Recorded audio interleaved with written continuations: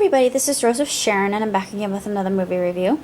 I just recently got a chance to see Bowfinger. This was actually recommended to me by a friend of mine, and honestly, I thought that The Man with Two Brains was much funnier than this. This reminded me of The Producers, just in a different way, and yeah, it was funny. It was pretty good, but I just didn't like it so much as The Man with Two Brains just because I tend to prefer a good rom-com over something kind of frivolous like that. Well, it wasn't bad. It was actually quite hilarious in many spots, especially with Eddie Murphy. I love Eddie Murphy, and just to see him in a movie is always a pleasure, and because he really isn't in anything anymore, and he's very, very funny, and to see them star opposite one another is absolutely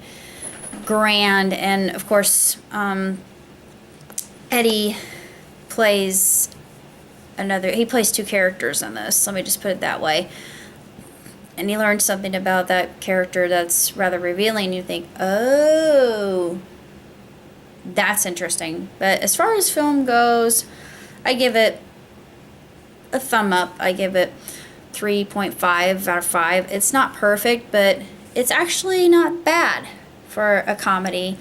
And if you're a Steve Martin fan, you're going to love it anyway, just because Steve plays a very token character who goes about making a film in all the wrong ways, and it's really quite funny. And for somebody who loves film, it's hilarious. And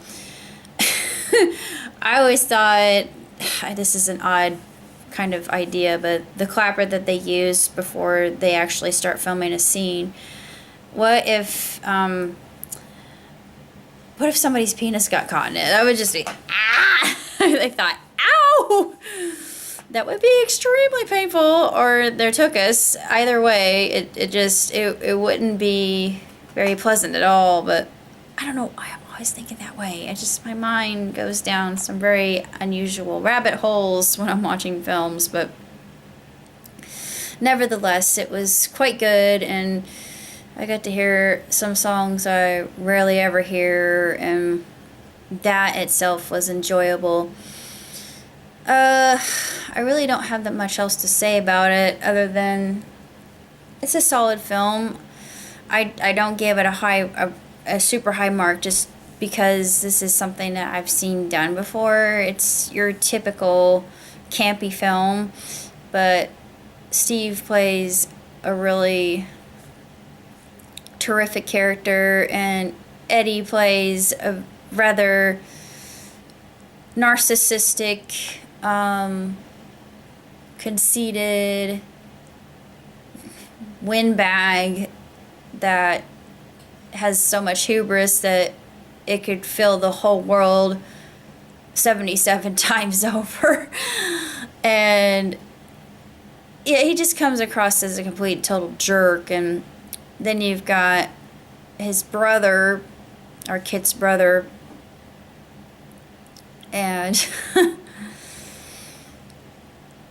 Kit is the exact opposite, and he's also not very bright. He comes across as quite the dim bulb, and it's funny to see two characters that are complete opposites of each other and happen to be related, but there's a happy ending, which I always like. I'm kind of sentimental when it comes to that, but that's about all I gotta say. So until next time, live long, prosper. Jeff Tootsie.